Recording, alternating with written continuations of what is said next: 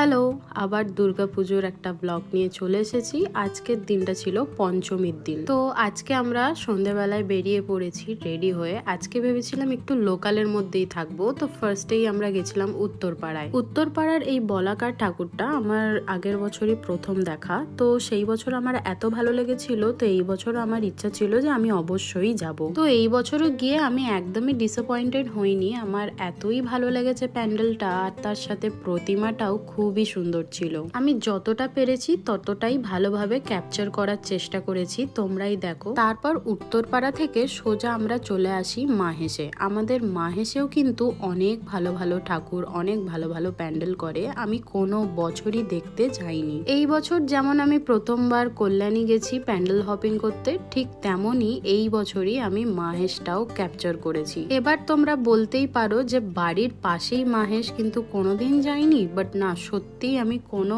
বছর আমি মাহেশের ঠাকুর দেখিনি। কারণটা হচ্ছে অনেকটাই কিন্তু এই সমস্ত প্যান্ডেলে লাইন লেগে থাকে দেখার জন্য। তো প্রথম প্যান্ডেলটা তোমরা দেখলে, আমার তো কিছুটা কেদারনাথের মন্দিরের মতো লাগলো। তো এটা হচ্ছে মাহেশের সেকেন্ড প্যান্ডেল যেটা আমি দেখলাম, আর এটা ঠিক করেছিল আমাদের যে জগন্নাথ মন্দির আছে তার ঠিক পাশে। এইখানেরও ভেতরে প্যান্ডেল আর প্রতিমাটা খুবই সুন্দর করেছিল। আমার ভীষণ ভালো লেগেছে এই ঠাকুরটা। পঞ্চমীর দিনকে গিয়েছি বলেই এত সুন্দরভাবে ফাঁকায় ফাঁকায় ঠাকুরগুলো কিন্তু দেখতে পেরেছি। না হলে আমাদের এই সমস্ত প্যান্ডেলে প্রচন্ড ভিড় থাকে, প্রচন্ড বড় লাইন থাকে। এটা হচ্ছে মাহেশের থার্ড প্যান্ডেল যেটা আমি দেখেছি। এটার কনসেপ্টটা একটু অন্যরকম। মাহেশের কোন জায়গায় কোন প্যান্ডেল বেশি ভালো হয় সেটা আমাদের জানা ছিল না, তাই আমরা নিজেরাই এক একটা গলিতে ঢুকে ঢুকে এক্সপ্লোর করছিলাম। এই প্যান্ডেলটার ভিতরে ব্লু লাইটিংটা এতই বেশি যে ঠিকভাবে কিছু বোঝা যাচ্ছিল না, তাও আমি দেখো কিছুটা ক্যাপচার করেছি।